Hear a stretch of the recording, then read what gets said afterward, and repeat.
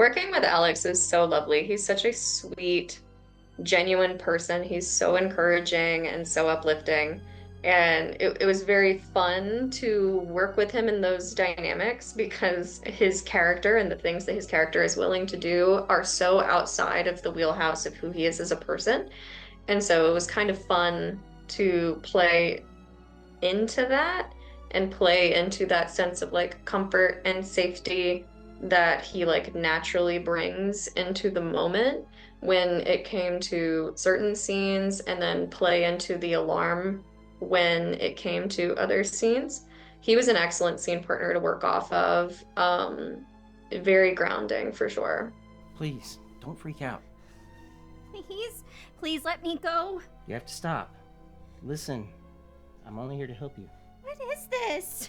The trauma you suffered is real. Working with Kaitlyn, who played Rose, as well as my daughter, was interesting because I met Kaitlyn a few years ago in acting classes, and we hadn't worked together.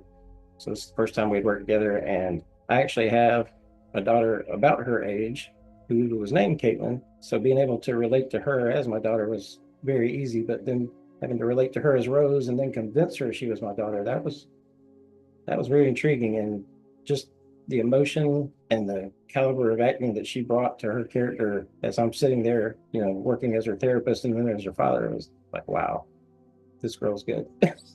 So it was very enjoyable to have scene partners like that you could feed off of so well because they bring so much to their character. Very nice, very nice. Remember what you said? You wanted to do to him what he did to you.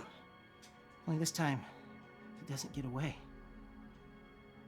This is it's a very small cast with a pretty large film, and we were doing so much in such a short period of time, and it required us to be so on, and it required us to be so on top of like massive amounts of dialogue. And Alex really, really shined in those moments with particularly that monologue. It's a lot of emotional intensity, it's a lot of dialogue and he nailed it. Like he really went in and nailed that so hard. It was so cool to see and get to be in close proximity of him like discovering that moment.